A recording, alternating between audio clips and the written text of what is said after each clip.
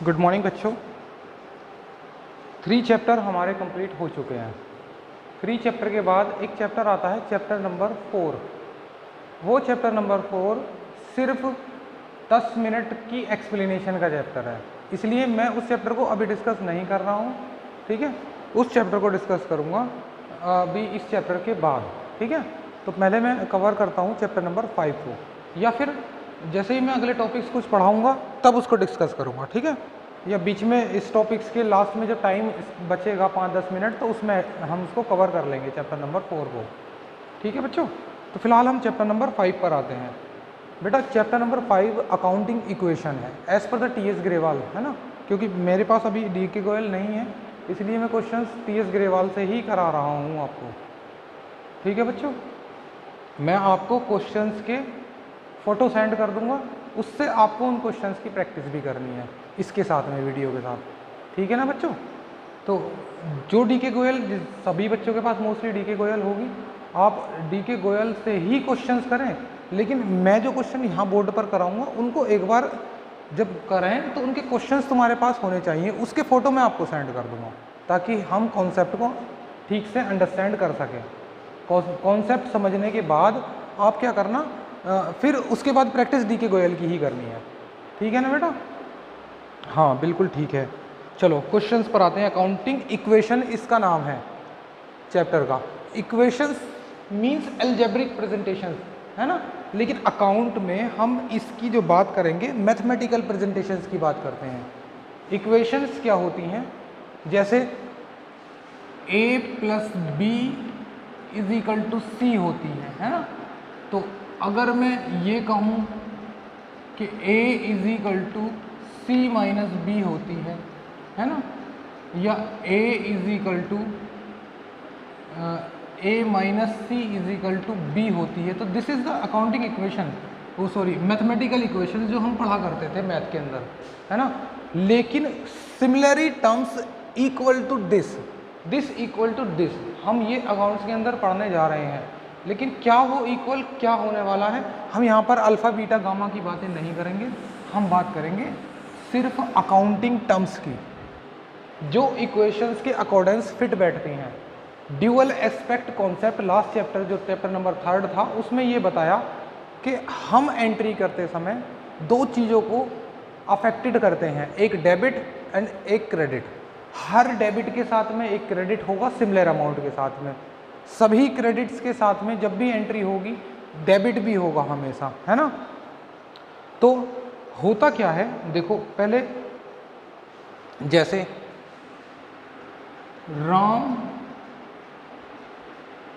Sold goods to us ₹1000। Ram ने हमें goods बेचा, तो हमने क्या करा, खरीदा ना। तो हम क्या करते हैं, एक तो हम लिखेंगे कि हमने परचेज की,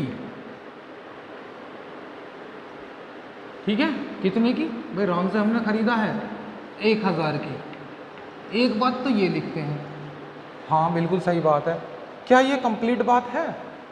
नहीं, हमने परचेज की और राम से खरीदी है, तो इसका मतलब हम ये मानकर चल रहे हैं कि उधार खरीदी है, नाम दिया हुआ है। तो राम हमारा कौन बना, राम जो बना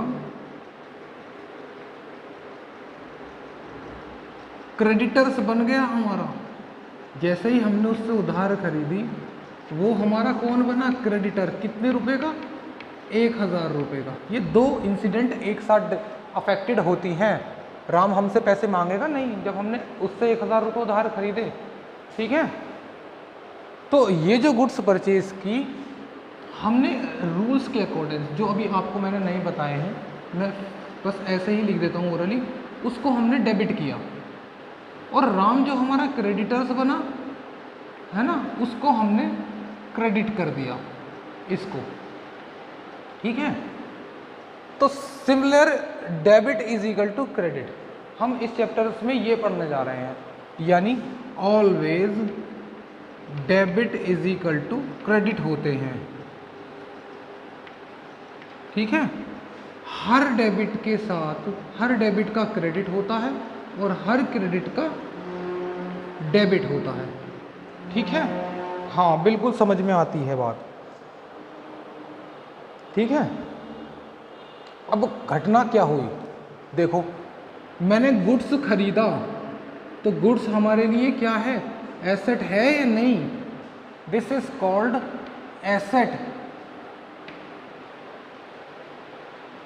गुड्स आ गया ना, गुड्स क्या है, एसेट। राम हमारा क्रेडिटर बना, जिम्मेदारी हुई हमारे ऊपर कि राम को अब 1000 रुपये देने हैं, तो राम कौन है हमारे लिए, लाइबिलिटी बन गई है।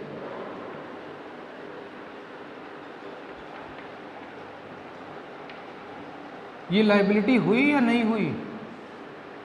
एक और एग्जांपल दे देता हूं, ये लो, बिजनेस स्टार्ट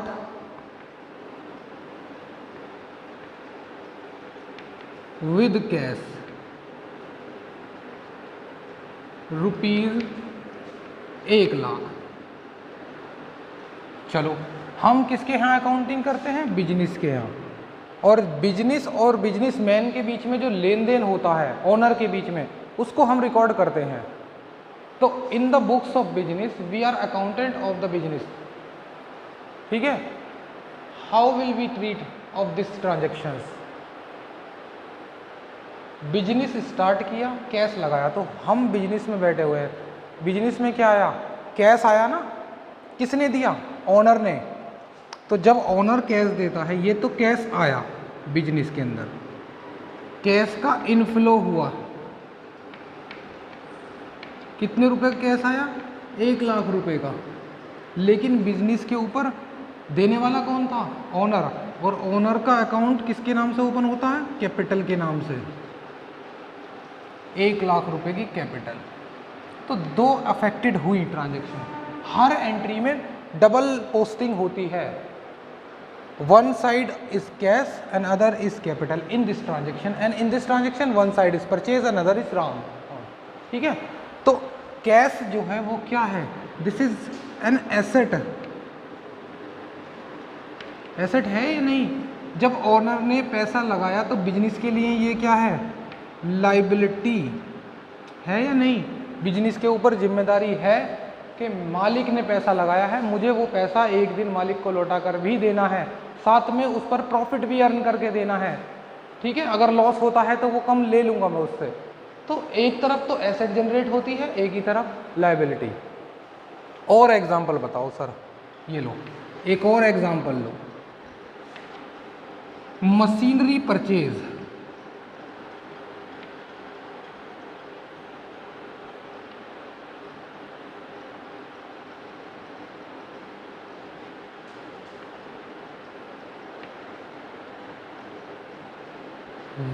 फ्रॉम राम, हमने राम से मशीनरी खरीदी 50,000 रुपए की। बताओ क्या घटना हुई, नाम दे रखा था उधार खरीदा है ना। एक तरफ तो मशीन आई हमारे पास,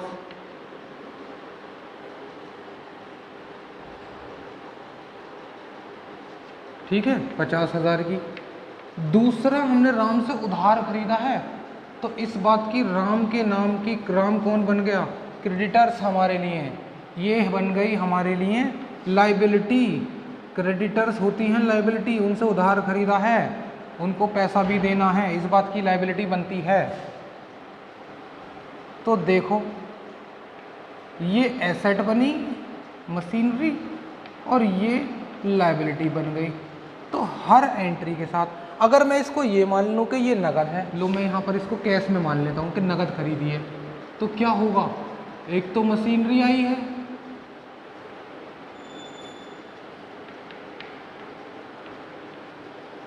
और एक तरफ कैश गया, यानी ब्रैकेट में लिख रहा हूँ माइनस। ये ब्रैकेट का जो साइन होता है जब अकाउंट्स के अंदर, जब भी कोई अमाउंट ब्रैकेट के अंदर दी हो, इसका मतलब वो माइनस की वैल्यू है। ठीक है, जैसे मैथ में माइनस का साइन लगाया करते थे, यहाँ माइनस का नहीं लगाने की जरूरत, ब्रैकेट में शो करेंगे। ठीक है बच्चों, तो कैश क्या हुआ है, माइनस हुआ है। तो एसेट क्या हुई, यहाँ पर एसेट प्लस हुई, एसेट आई ना, और यहाँ पर एसेट गई। अरे यहाँ तो लाइबिलिटी आई ही नहीं, नहीं आई ना। Asset is equal to liability, यहाँ क्या है, asset is equal to liability है। इस एंट्री में asset is equal to liability है, इस एंट्री में भी asset is equal to liability है। ठीक है, बस यहां पर क्या दिक्कत हो रही है, देखो asset is equal to liability है या नहीं, लाइबिलिटी यहां 0 है, तो एसेट एक बार प्लस हुई एक बार माइनस होगी, तो एसेट भी तो 0 हो गई यहां। सी दैट, है ना, asset is equal to liability है या नहीं है। तो यही कॉन्सेप्ट हम अकाउंट्स के अंदर इस चैप्टर में सीखने वाले हैं। पहले जल्दी से वीडियो को पॉज करें, इस क्वेश्चन टॉपिक को अंडरस्टैंड करें ध्यान से, फिर आगे हम चलते हैं।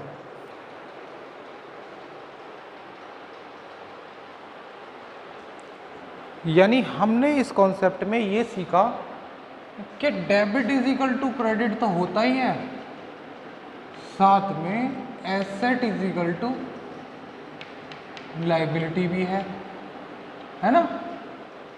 लेकिन अब और कुछ बातें समझते हैं बच्चों। लाइबिलिटी जो होती है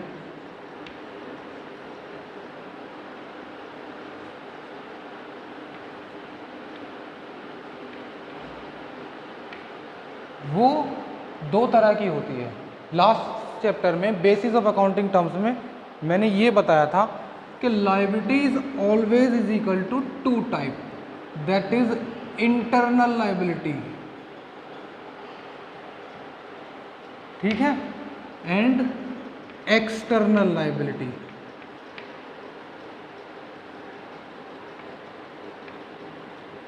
इंटरनल लाइबिलिटी कौन सी होती है, ओनर्स कैपिटल जो होती है, यानी जो बिजनेस की अंदर इंटरनली होती है, यानी मालिक ने जो पैसा लगाया है, कैपिटल को कहते हैं हम इंटरनल लाइबिलिटी, ठीक है।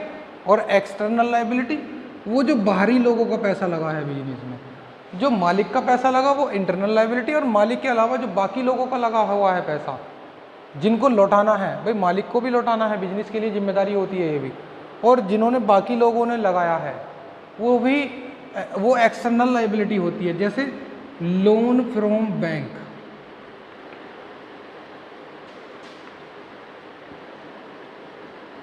ठीक है। और क्या होंगे, जिनसे हमने loan from outsider,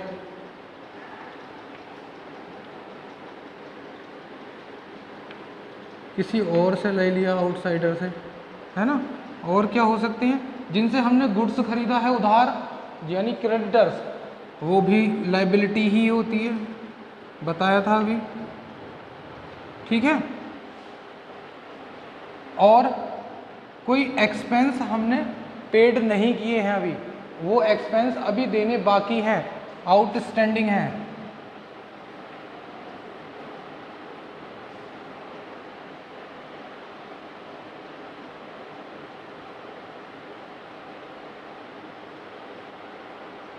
outstanding expense, ये भी लाइबिलिटी होते हैं। हाँ, ये बात तो समझ में आती है। अच्छा, और क्या हो सकते हैं, और भी कुछ हो सकते हैं, ठीक है। तो ये दोनों जो लाइबिलिटी हैं ये कौन सी हैं, इनको हम मानते हैं करंट लाइबिलिटी,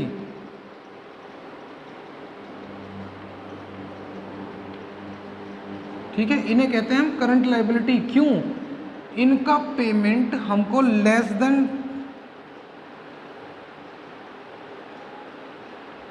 12 मंथ के अंदर करना होता है,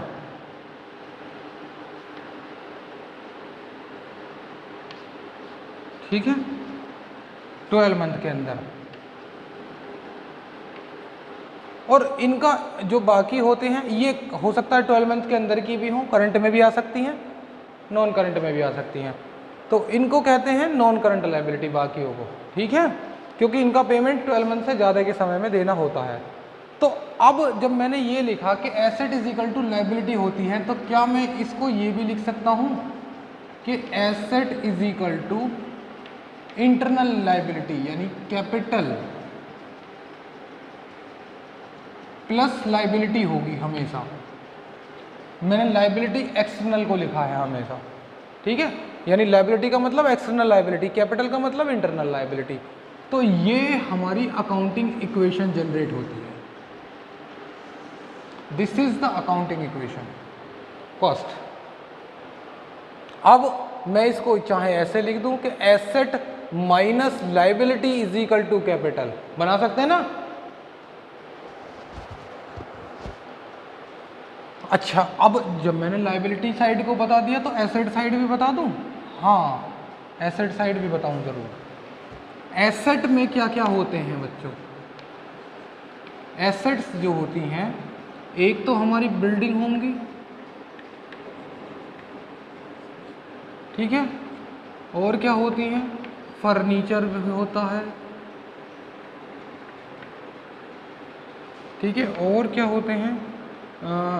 लैंड होती हैं, और क्या होते हैं? प्लांट एंड मशीनरी होती हैं,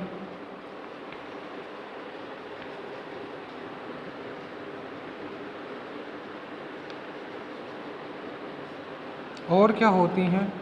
और होते हैं फर्नीचर के साथ में प्लांट एंड मशीनरी, स्टॉक होता है ना।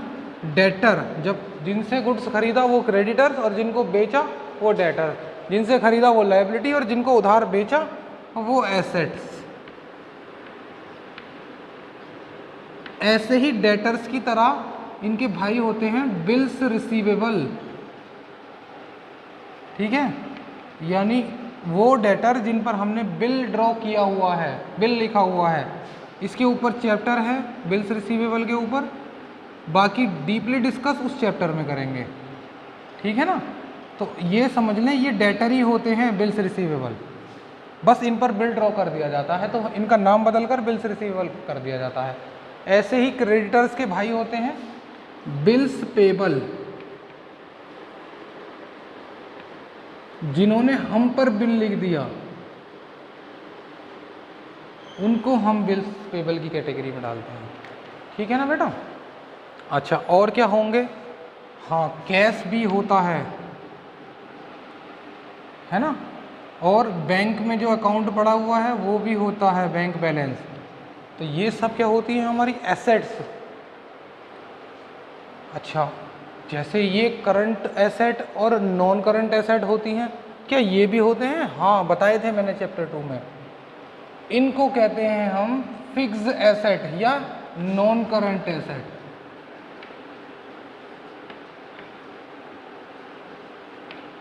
या नॉन करंट,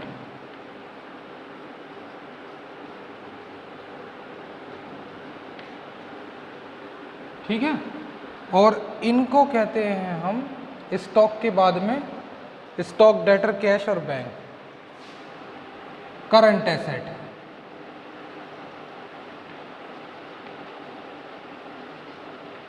क्यों कहा? क्योंकि अब इनका तो पेमेंट की बात थी।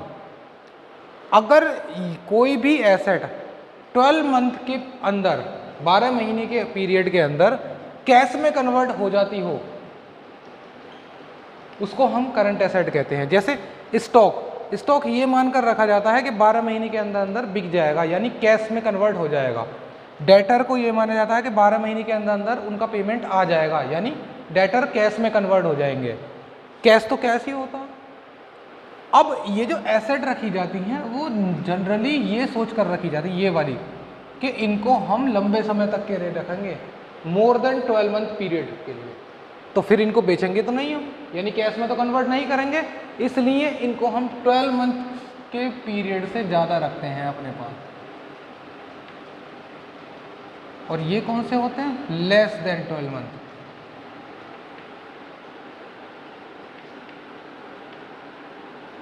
समझ में आती है बात? करो नोट जल्दी से।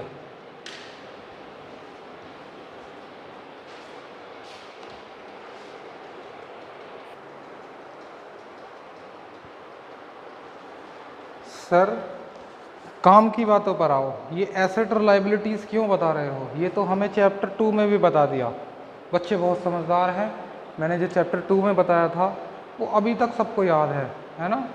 कुछ गधे भी बैठे हुए हैं हमारी क्लास में, कुछ नालायक की भीड़ लगी हुई है। यानी वो भूल गए होंगे कि एसेट और लायबिलिटीज़ की डेफिनेशन क्या थी, है ना। तो मैं उनको इसलिए रिवाइज करा रहा था। काम की बातों पर आओ, है ना, पुरानी बातें मत बताओ, चैप्टर में क्या है उस पर करें। तो हाँ, काम की बातों पर आते हैं। ठीक है बच्चों, asset is equal to capital plus liabilities.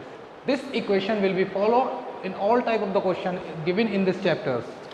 ठीक है, आते हैं एक्सरसाइज पर आओ।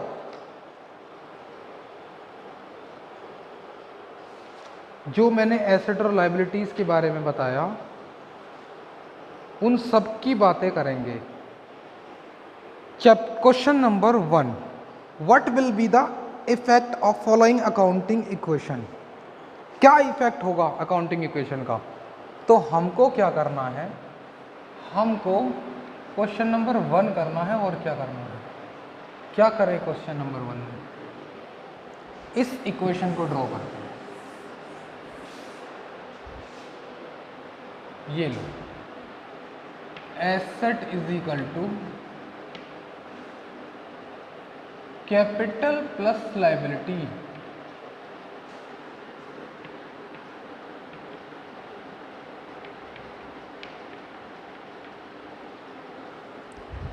हाँ, ये बनता है क्वेश्चन।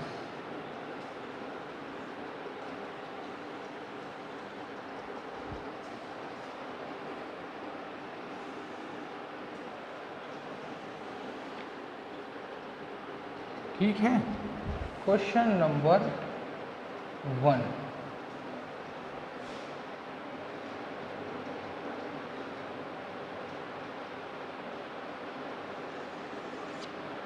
देखना इधर, बनाओ फॉर्मेट बेटा सब, इस फॉर्मेट को बना लो सब।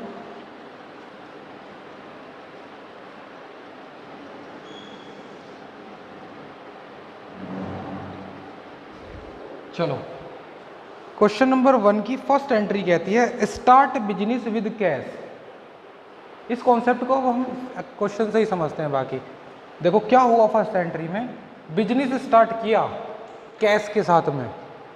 तो क्या हुआ यहाँ पर, हुआ ये कि एक तो कैश आया होगा, जब बिजनेस स्टार्ट किया तो मालिक ने कैपिटल लगाई ना, यही तो हुआ। तो एक तो कैश आया, कैश कहाँ आता है, एसेट साइड में। इसीलिए मैंने बताई थी काम की चीज़ें कि एसेट साइड वो थी, एसेट में कंटेंट वो सब आते हैं और लायबिलिटी में इधर वाले कंटेंट आते हैं। ठीक है, तो एसेट में कैपिटल आ गई, कैश आ गया, और कैपिटल साइड में कैपिटल। तो एसेट में जब फर्स्ट एंट्री हुई कि बिजनेस स्टार्ट विद कैश, कितने रुपए से, 45,000 यानी 45,000 रुपीज़ कैश आए, तो एसेट साइड में लिख दिए,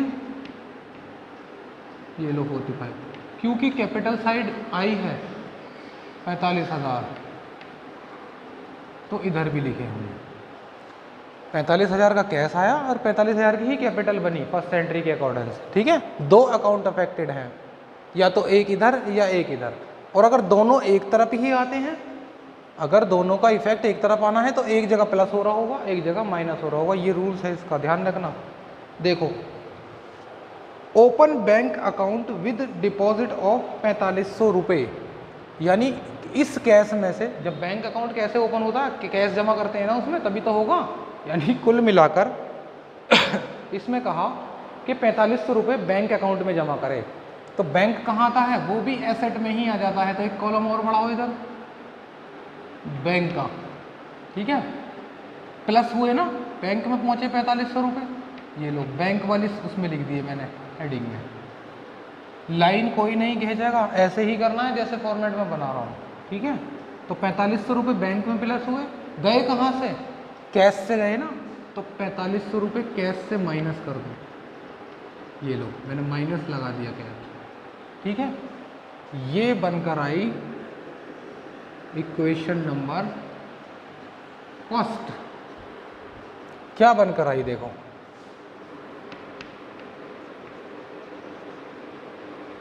इक्वेशन नंबर फर्स्ट कि 4500 रुपये तो बैंक में है और ये प्लस की वैल्यू थी भाई, आए थे ना दोनों ये plus, capital plus cash plus, और 45,000 माइनस 4500 तो प्लस की वैल्यू बची ना, ये प्लस का ये माइनस का, कौन सा बचा, प्लस का 40,500 इज इक्वल टू, यहाँ तो कोई चेंज नहीं था, जीरो था, कैपिटल पर तो कोई इफेक्ट था ही नहीं, जीरो, तो सेम लिख देंगे हम 45,000।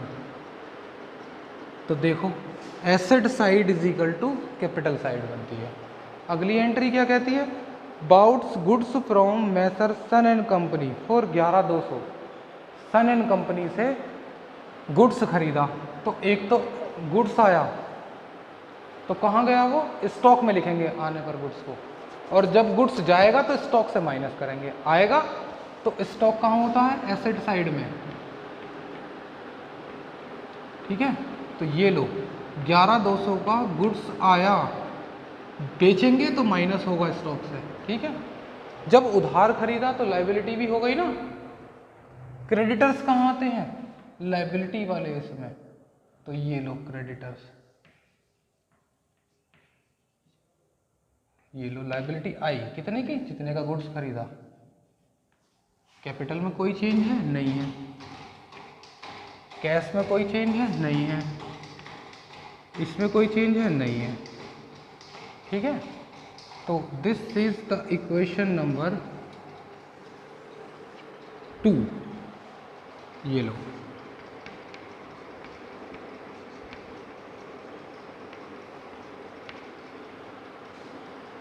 $11,200 स्टॉक, बैंक अकाउंट में 4500 ही है, कोई चेंज नहीं है, 40,500 यहाँ पर है, सेम है, कैपिटल भी 45,000 की सेम है, कोई चेंज नहीं है, और ये प्लस की वैल्यू है 11,200। समझ में आती है बात, ये हमारा क्वेश्चन यहीं कंप्लीट हो गया।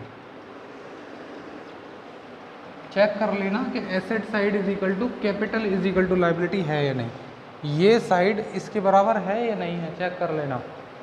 समझ में आती है बात।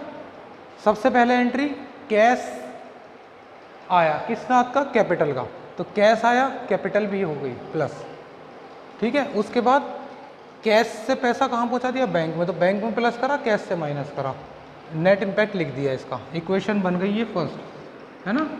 फिर उसके बाद उधार गुड्स खरीदा तो स्टॉक आया, क्रेडिटर्स भी आ गए क्योंकि हम लायबिलिटी भी आ गई साथ में, तो इसको हमने फिर इक्वेशन नंबर सेकंड में कन्वर्ट करा, क्वेश्चन नंबर फर्स्ट है ये। ऐसे हमें इस क्वेश्चंस को करने हैं, नोट करो बेटा जल्दी से।